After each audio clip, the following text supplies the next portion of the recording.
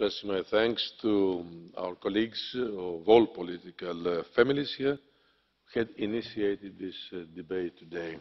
It is a very timely one, and it is about an issue, as we all know, of high sensitivity on the top of the interests of our citizens.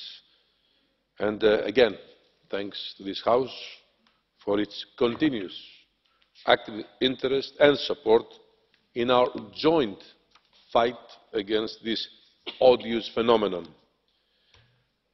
I am sure that we will all agree in this room that when dealing with trafficking in human beings, what really counts is actions and results, more than intentions and words.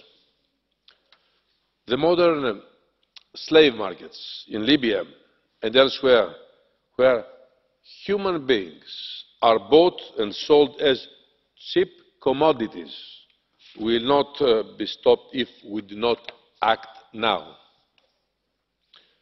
The ruthless sick minds who take advantage of innocent children, girls and boys, or hopeless and vulnerable adults, women and men, will continue to make astronomical profits if we do not stop them now.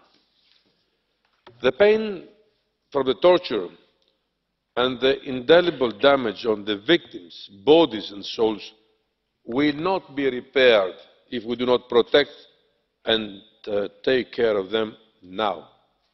Unfortunately, the situation, as you all know, is neither new, nor does it happen only in unstable countries. Trafficking also happens right here in Europe. As is rightly pointed out in your question, there is a strong gender dimension in this picture, while the available data does not capture the real magnitude of this phenomenon. It is also true that these desperate human beings are usually exploited for sexual and labour purposes.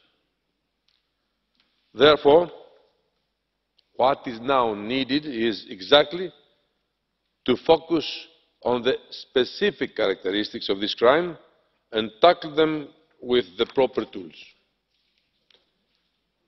Let's be frank, however. The actual fight against trafficking in human beings is not fought here by the European institutions.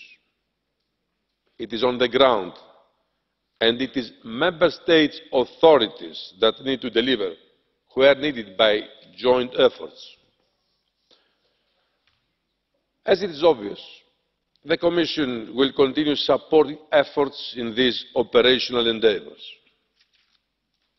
A demonstrative example of joint efforts can be seen in the information provided by Europol. From 2016 until early December 2017, 2,476 new human trafficking cases were referred to Europol. 10,664 potential victims were registered, the majority of which EU nationals. 10,449 suspects have been signalled in its databases, the majority of whom, again, were EU nationals. All these years, through an ambitious and progressive approach, we have managed in the European Union to create a solid legal and policy framework which has brought Europe in the front line of the global efforts.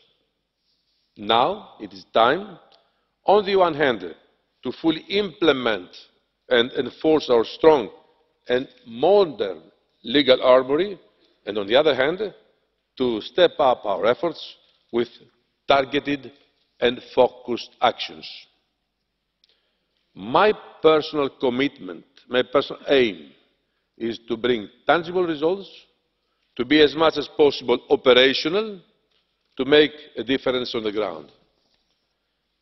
This is the reason why last December, as you remember, I presented a list of further concrete measures to step up our action, to disrupt the modus operandi of traffickers, to strengthen victims' rights and protection, to intensify internal and external efforts in a coordinated manner, as well as to widen our knowledge base and to provide targeted financial support. We will monitor progress on the actions set out and will report on progress to this House and the Council already by the end of 2018.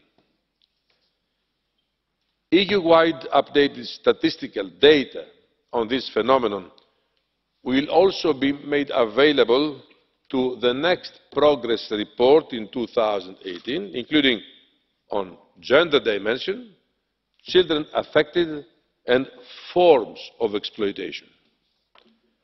We are now examining very closely how Member States comply with the EU Anti-Trafficking Directive, and we will not hesitate initiating infringement procedures if needed.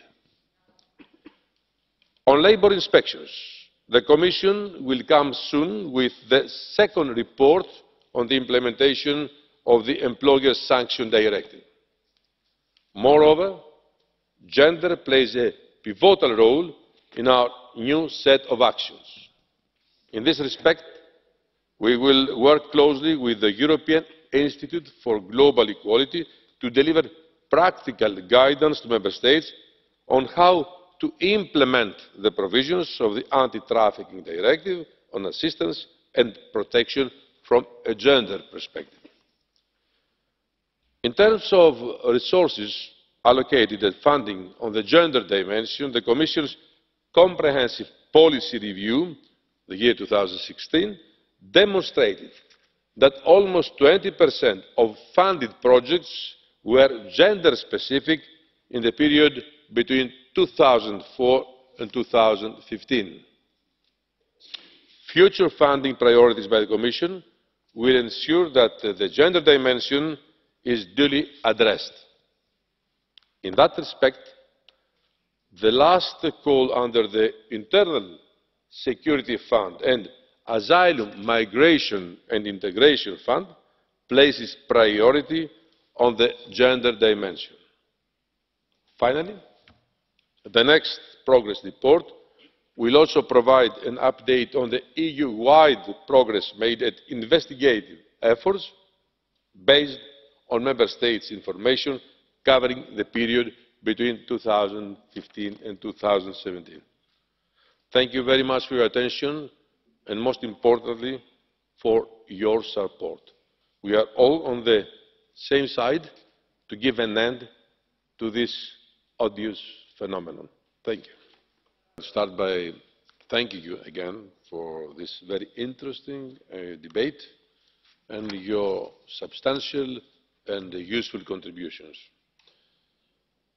I don't hide that I was pleased to hear that we all in this room share the same approach as I elaborated it in my introductory remarks. We have taken a very clear stance based on determination, resolve and principles.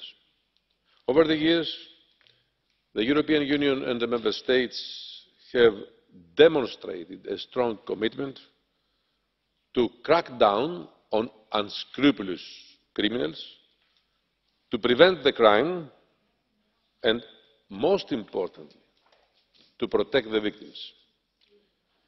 We have developed robust EU legislation and policy approach. Now we have to ensure full compliance with the European Union's laws and be more operational with our work.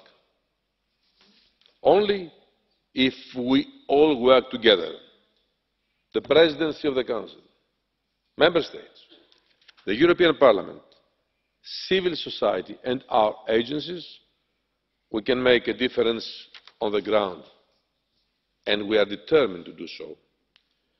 I can only assure you that the Commission is committed to reinvigorating efforts and that the new set of priority actions are already being implemented.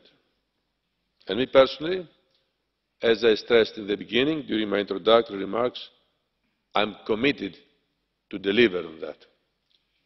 I would be happy to inform the European Parliament later this year on progress achieved. Thank you indeed for your support.